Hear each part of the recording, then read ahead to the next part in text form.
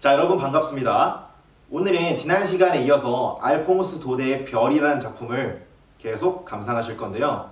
지난 시간에 선생님이 이 작품을 감상할 때 중요하게 생각해야 한다는 점 혹시 기억나시나요? 그렇죠. 우리는 심미적 가치, 심미적 인식, 문학의 아름다움을 생각하면서 이 작품을 감상해야 한다 라고 했었습니다. 지난 시간 읽었던 부분 기억나시나요? 지난 시간에 주인공인 나 1인칭 주인공 시점이었죠. 내가 나의 이야기를 독자와 대화하듯이 전달하고 있었습니다. 이 주인공인 나의 직업은 뭐였어요? 양치기였죠. 이 양치기는 리브롱산에서 동물들과 함께 외롭게 살고 있었습니다. 이 외로운 양치기의 행복은 한 달에 한두 번씩 보급품을 들고 올라오는 꼬마 미아로나 노라드 할머니의 그런 재미난 이야기들, 동네 소식들을 듣는 게 재미였어요. 근데 그러던 어느 날 평소와 다르게 누가 올라왔어요. 그렇죠. 내가 좋아하는 스테파네트 아가씨가 직접 보급품을 들고 올라왔습니다. 그래서 아가씨는 보급품을 전달해주고 뭐 이리저리 막 구경도 하고 신기해하고 재밌어하고 양치기 막 놀리고 해가지고 아가씨의 밝고 쾌활한 성격, 호기심 많은 성격이 드러났던 거 기억나시죠? 거기에 우리 양치기는 능글맞게 대응하지 않고 뭔가 당황하면서 대답도 잘 못하고 속으로만 이야기하고 그런 순수하고 순박한 모습을 가지고 있었던 거 여러분들은 기억하고 있을 겁니다. 그리고 우리는 이 작품에서 나의 감정이나 아가씨에 대한 설명이나 아니면 풍경에 대한 설명을 할 때 다양한 표현 방법을 활용해서 아름답게 문장을 구성하고 있다는 것까지 우리는 공부했습니다. 그리고 우리는 아가씨가 볼일 다 보고 잘 있어 양치기 안녕히 가세요 아가씨 했던 거까지 읽었습니다. 기억나시죠? 그럼 계속 가보겠습니다. 비탈진 오솔길로 아가씨가 사라지자 노새발굽이 땅을 차면서 이리저리 구르는 자갈돌 하나하나가 내 가슴에 툭툭 떨어지는 것만 같았지요. 그 소리가 귀에 오래오래 들려왔습니다. 날이 저물 때까지 나는 잠에 취한 사람처럼 행여 내 꿈이 사라져버릴까봐 움직일 엄두도 못 내고 마치 잠에 취한 사람처럼 그렇게 서 있었지요.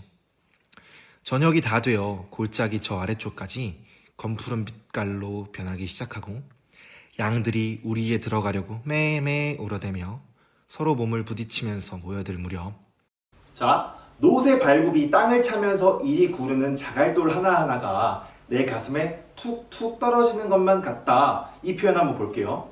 아가씨가 떠나가서 너무나도 아쉽고 슬픈 나의 심리를 이렇게 비유를 활용해서 표현했어요. 기가 막히지 않나요? 떠나가는 소리가 가슴에 툭툭 떨어지는 것 같았대요. 거기다 그 소리가 귀에 오래도록 들렸다고 하니 아가씨가 떠나서 아쉬운 마음, 서운한 마음이 오래도록 지속되었다라는 의미죠. 얘들아 완전 낭만적이지 않니? 아가씨를 만난 순간이 소중해서 오래도록 그냥 그 자리에 서 있었대요. 그런 경험 있죠? 이 첫 데이트 때 사랑하는 사람의 손을 잡았는데 그 설렘, 떨림을 잊고 싶지 않아서 손을 씻고 싶지 않은 그 기분 혹시 아시나요? 모르시나요? 모르시면 미안합니다. 손은 잘 씻으셔야 돼요. 30초 동안 구석구석. 그 다음 또 예쁜 문장이 하나 있네요. 저녁이 다 되어 골짜기 저 아래쪽까지 검푸른 빛깔로 변하기 시작하고 양들이 우리에 들어가 매매 울어대며 서로 몸을 부딪히면서 모여들 무렵. 우리 지역은 산이 많아서 여러분들 지금 이 장면이 어떤 장면인지 아시죠? 저녁이 되고 있는 산속 무렵의 풍경을 이렇게 감각적 표현을 사용해서 생생한 느낌을 주는 문장으로 이렇게 표현했다는 거 기가 막힙니다. 계속 가볼게요. 내리막길에서 누가 나를 부르는 소리가 들리더니 우리 아가씨가 나타나는 게 아니겠어요? 아까처럼 생글생글 웃는 모습이 아니라 춥고 두려워서 흠뻑 젖은 몸을 덜덜 떨고 있었지요. 소르그 강이 저 아래 산기슭에서 쏟아진 비로 콸콸 넘치고 있는 모양이었습니다. 그래서 어떻게든 강을 건너려다 물에 빠질 뻔했던 거지요. 문제는 한밤중 이 시간은 이미 농장의 본체로 돌아갈 생각은 할 수 없는 시간이라는 것이었습니다. 왜냐하면 빨리 가는 지름길을 우리 아가씨 혼자서는 절대 알 턱이 없을 테고 나는 양떼를 떠날 수가 없었으니까요. 산에서 밤을 보내야 한다는 생각에 아가씨는 많이 당황스러워했지요. 특히 집에 있는 가족들이 걱정할까 봐서 그랬지요. 나는 최선을 다해 아가씨를 안심시켰어요. 7월은 밤이 짧답니다, 아가씨. 불편해도 잠시만 참으시면 돼요. 그러면서 아가씨의 발과 소르그강 강물로 흠뻑 젖은 치마를 말릴 수 있게 큰 불을 피웠지요. 그런 다음 아가씨의 앞에 양젓과 크림치즈를 갖다 놓았어요. 하지만 가엾은 아가씨는 불을 쬐을 생각도 먹을 생각도 하지 않았고 그 두 눈에 그렁그렁 눈물이 차오르는 것을 보니 나도 울고 싶은 심정이었어요. 슬픈 시간을 보내고 있던 양치기에게 누가 다시 찾아왔나요? 그렇죠. 아가씨가 다시 찾아왔습니다. 근데 아까와는 다르게 예쁘고 아름답고 밝고 명랑하고 쾌활한 상태로 온 게 아니라 뭔가 벌벌 떨면서 두려움에 가득 찬 모습으로 찾아왔습니다. 비가 너무 많이 와서 강에 물이 불어난 거예요. 그래서 그 강을 건너지 못하고 건너려고 시도하다가 빠질 뻔하고 그래서 결국 강은 못 건너고 다시 돌아오게 된 거죠. 이 상황에서 우리 양치기는 아가씨를 걱정해요. 아가씨의 마음을 진짜 세심하게 헤아리고 배려하는 모습을 보여줍니다. 아가씨를 위로해주기 위해서 조금만 참으면 된다, 조금만 기다리면 된다라는 말도 해주네요. 여기서 나의 배려심 많은 성격이 드러나는데 만약에 양치기가 이기적인 성격이었다면 오예! 내가 좋아하는 스테파네트 아가씨가 나와 함께 하루 종일 밤새도록 같이 있을 수 있다 룰루. 하지만 우리 양치기는 그렇게 하지 않습니다. 우리 주인공 나는 순수하고 순박한 성격을 갖고 있는 사람이에요. 지난 시간에 말했듯이 저랑 좀 비슷한 것 같습니다. 로맨틱하네요. 그런데 우리 아가씨는 양치기의 이런 위로가 도움이 별로 되지 못했나 봐요. 불도 안 쬐고 먹을 것도 안 먹고 그냥 슬퍼하고 있습니다. 그런 모습을 보며 나는 같이 울고 싶은 심정이었대요. 그러는 동안 깜깜한 밤이 되었죠. 산의 능선 위에 남은 것이라고는 먼지 같은 햇빛의 잔영, 그리고 해가 떨어진 방향으로 어슴풀에 마치 한 줄기 김처럼 남은 잔광뿐이었습니다. 난 우리 아가씨가 울 안에 들어가서 좀 쉬었으면 했어요. 새로 깐 밀집 위에 멋진 새 양가죽을 깔고서 아가씨에게 잘 주무시라고 말하고 밖으로 나와 문 앞에 앉았지요.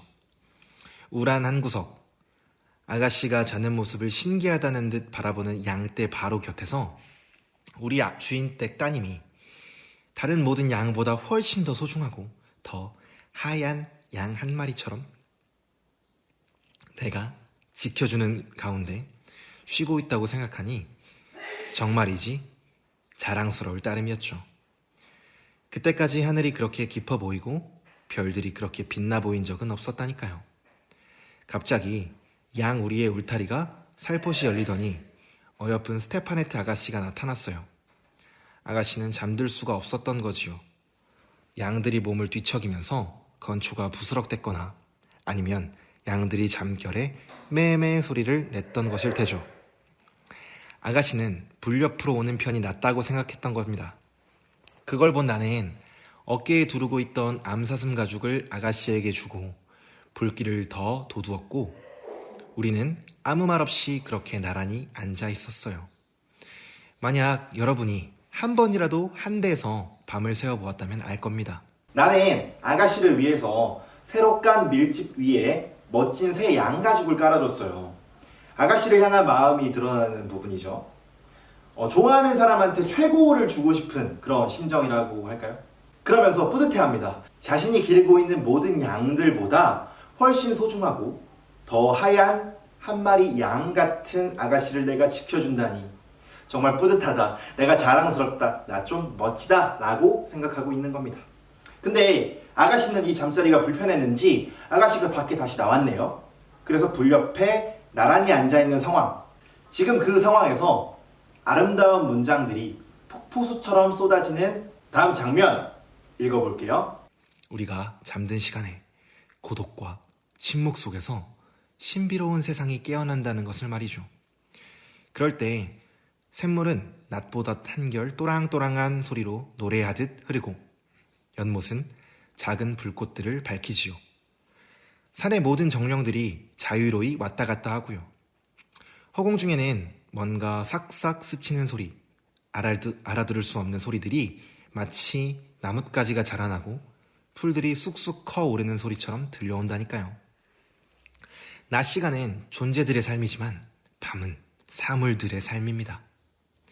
이런 걸 익숙하게 접해보지 않았다면 무섭기 마련이지요. 그러니 우리 아가씨도 오들오들 떨면서 작은 소리만 들려도 나한테 꼭 달라붙었지요. 한 번은 길고 우울한 어떤 울음소리 같은 것이 저 아래 번쩍이는 연못 쪽에서 우리가 있는 쪽까지 일렁이며 들려왔어요. 여러분들은 늦은 밤 시간을 좋아하나 모르겠어요. 어떤 학생들은 그 시간을 좀 무서워할 수도 있겠죠. 선생님은 그 늦은 저녁 시간, 늦은 밤을 굉장히 좋아해요. 그래서 일부러 사람들이 없을 만한 늦은 시간에 혼자 산책하는 걸 좋아합니다. 감성이 가득 차는 시간이거든요. 눈이나 귀가 조금 더 예민해져서 낮에는 보이지 않았던 것들이 보이기도 하고 들리지 않았던 것들이 들리는 시간이라 선생님은 뭔가 생각에 잠기고 싶을 때 그런 시간들을 좋아합니다. 그런 시간들을 좋아하다 보니까 선생님은 지금 이 장면의 이 문장들이 훨씬 더 와닿았는데요. 자, 우리가 잠든 시간, 다른 사람들이 다들 자는 시간, 즉 한밤중을 말하는 거죠. 샘물은 낮보다 한결 또랑또랑한 소리로 노래하듯 흐르고 연못은 불꽃들을 밝힌다. 샘물이 실제로 노래를 하는 건 아니잖아요. 마치 샘물 소리가 사람들이 노래하는 것처럼 들린다고 비유적인 표현을 쓴 거죠. 이렇게 사람이 아닌 걸 사람처럼 표현하는 비유법을 우리는 의인법이라고 하죠. 또 허공 중에는 뭔가 삭삭 스치는 소리, 알아들을 수 없는 소리들이 마치 나뭇가지가 자라나고 풀들이 쑥쑥 커오르는 소리처럼 들려온다 라는 문장에서는 마치 뭐뭐 같이, 마치 뭐뭐처럼, 마치 뭐뭐 하듯이 라는 직유법을 사용했다는 것도 알 수 있습니다. 또한 낮 시간은 존재들의 삶, 밤은 사물들의 삶이라는 문장의 대꾸를 활용해서 표현하는 방식도 나타나고 있습니다. 진짜 다양한 표현들을 사용하면서 문장을 서술하고 있죠. 그런데 우리 아가씨는 이 밤이 무서웠나 봐요. 오들오들 떨면서 작은 소리만 들려도 나에게 바짝 달라붙고 했답니다. 계속 가볼게요. 바로 그 순간 예쁜 별똥별 하나가 우리 머리 위에서 같은 방향으로 휙 스쳐가는 겁니다. 마치 우리가 방금 들은 그 울음소리가 빛과 함께 움직인 것처럼 말이죠. 저게 뭐지? 스테파네트 아가씨가 작은 목소리로 내게 물었어요. 천국으로 들어가는 영혼이랍니다, 아가씨. 내가 대답하며 성호를 그었습니다. 아가씨도 덩달아 성호를 긋고는 잠시 아주 골똘히 뭔가 생각에 깊이 빠진 사람처럼 앉아 있었어요. 그러더니 내게 말했지요. 그럼 너희들 양치기가 마법사라는 게 정말이야? 무슨 말씀을요, 아가씨. 하지만 여기서는 아무래도 별들과 훨씬 가까이 생활하다 보니 하늘에서 일어나는 일을 평지에 사는 사람보다 잘 알게 되기 마련이죠. 아가씨는 한 손으로 얼굴을 받친 채 천상의 작은 목동처럼 암사슴 가죽을 두르고 여전히 하늘을 올려다보고 있었습니다. 자, 갑자기 아가씨가 두려움을 잠시 잊고 대화를 시작하죠. 그 대화의 계기가 되는 소재가 뭐죠?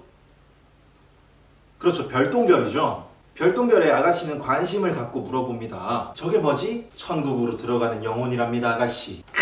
멋지게 설명했죠. 그러면서 아가씨는 양치기가 마법사냐고 물어봅니다. 아가씨도 뭔가 순수하고 순박한 모습이 있죠. 천진난만한 모습이죠. 예전에 선생님이 한번 말한 적 있을 거예요. 인생에서 누구에게나 3번의 기회가 찾아온다. 제가 봤을 땐 지금 양치기에게 기회가 왔습니다. 왜냐? 사랑하는 사람의 관심사에 대해서 지금 말해줄 수 있는 찬스가 지금 찾아온 거죠. 다시 말해서 주인공의 지적인 매력을 실컷 어필할 수 있는 기회가 지금 찾아오게 된 겁니다, 여러분. 그리고 우리의 주인공은 이 기회를 놓치지 않습니다. 나는 별들과 가까이 지내다 보니 하늘에서 일어나는 일을 남들보다는 잘 아는 편입니다 라고 말하죠. 멋지죠, 여러분? 지적인 사람이 돼야 됩니다, 우리는. 기회는 준비된 양치기에게 오는 거니까. 이런 준비된 양치기의 대답이 만족스러웠나 봅니다. 우리 아가씨는 천상의 작은 목동처럼 하늘을 올려다보고 있습니다. 계속 가볼게요. 어쩜 별이 많기도 하지. 아, 아름다워라. 이렇게 많은 별들을 본 적이 없어. 양치기는 저 별들 이름을 알아? 알다마다요, 아가씨. 자, 보세요. 우리 머리 위에 바로 있는 저게 성 자크의 길이에요. 프랑스에서 곧장 에스파냐까지 가지요. 갈리시아의 성 자크가 사라센 사람들과 전쟁을 할 때 용감한 샤를마뉴 왕에게 길을 알려주느라 저걸 표시로 삼은 거랍니다. 좀 더 멀리 보시면 영혼들의 수레가 있어요. 수레의 굴대 4개가 반짝반짝 빛나고 있죠. 그 앞에 보이는 별 3개는 3마리 짐승이고요. 3번째 별과 마주보는 아주 작은 별은 짐수레꾼이죠. 그 별 주위로 별들이 잔뜩 비오듯이 쏟아져 내리는 게 보이시나요? 저건 하느님이 하늘나라에 받고 싶지 않았던 영혼들이랍니다. 좀 아래쪽에는 갈퀴 혹은 새 왕들입니다. 우리 양치기들은 저 별자리를 시계처럼 이용하죠. 저 별자리를 보기만 해도 지금이 자정이 지난 시간이라는 걸 저는 알지요. 좀 더 아래쪽엔 장드 밀랑이 천체의 횃불처럼 밝게 빛나고 있고요. 이 별을 두고 양치기들은 이렇게 말하죠. 어느 날 장드 밀랑이 새 왕들과 병아리장과 함께 친구 별의 결혼식에 초대를 받았대요. 병아리장이 서둘러 제일 먼저 길을 떠나 위쪽 길로 갔지요. 저기 저 위, 하늘 끝을 보세요. 새 왕들은 아래쪽 지름길로 가서 병아리장을 따라잡았어요. 이 게으른 장드 밀랑은 늦잠을 자느라 꼴찌로 뒤처져 화가 나서 먼저 간 별들을 멈추게 하려고 그들에게 지팡이를 던졌어요.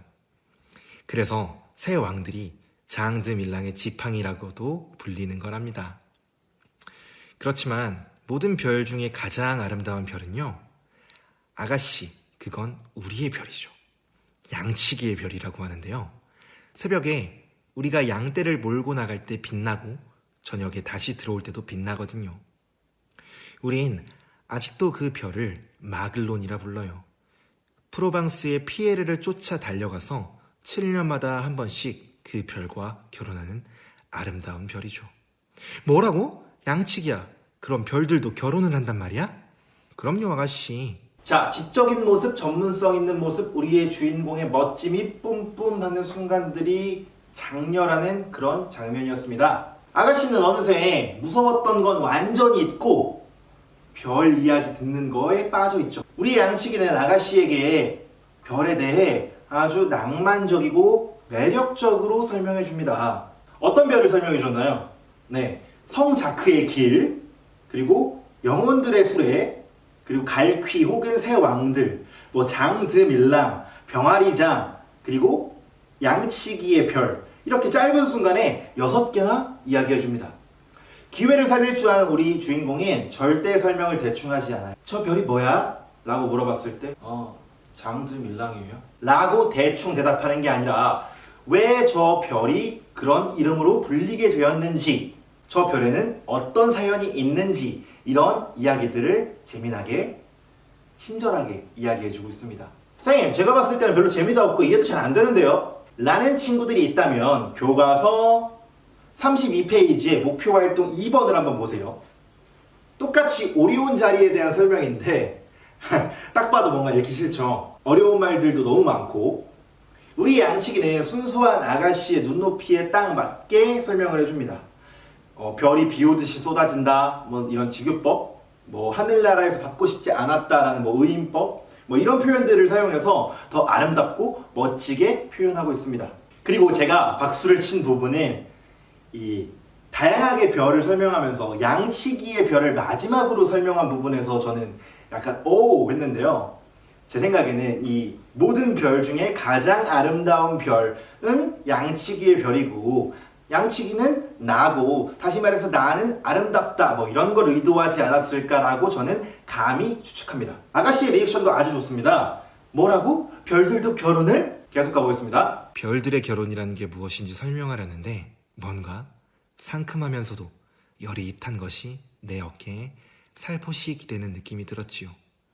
잠결에 무거워진 아가씨의 머리가 예쁜 리본과 레이스와 굽슬굽슬한 머리칼이 부딪혀 사각대는 소리를 내며 기대어온 것이었어요. 아가씨는 이렇게 희부옇게 밝아오는 새벽빛으로 하늘의 별빛이 바래어 마침내 안 보이게 될 때까지 꼼짝 않고 그대로 있었어요. 나는 아가씨가 자는 모습을 지켜보았지요. 내 존재의 깊은 곳에서는 조금 흔들리는 마음으로, 하지만 이제껏 오직 선한 생각만을 내게 전해주었던 이 밝은 밤에 성스러운 보호를 받으면서 말입니다. 우리 주위에는 별들이 커다란 양떼처럼 유순하게 소리 없는 운행을 계속하고 있었습니다. 그렇게 앉은 채로 이따금 난 그려보곤 했어요. 저 별들 중에 가장 여릿여릿하고 가장 반짝이는 별 하나가 가던 길을 잃고 내게 내려와서는 이 어깨에 기대어 잠든 것이라고요. 아가씨는 나의 어깨에 기대어 잠들었죠. 근데 나는 아가씨가 깰까봐 아침이 밝아올 때까지 그대로 있었대요. 나의 배려심 많은 성격이 한 번 더 드러나는 부분이죠. 또 얼마나 아가씨를 사랑하는지도 알 수 있어요. 이거 진짜 힘든 거거든요. 선생님도 예전에 누군가를 제 팔베개를 해서 같이 잠에 든 적이 있어요. 근데 잠이 깰까봐 그냥 안 빼고 그냥 저도 잠들었거든요. 그 다음날 저 진짜 한쪽 팔 못 쓰면서 막 이러고 다녔던 기억이 있습니다. 엄청 이 고통스러운 일이에요. 진짜 사랑하지 않으면 할 수 없는 일. 근데 생각해보니까 이거 배려심이 드러나는 장면이 아닐 수도 있겠다라는 생각이 드네요.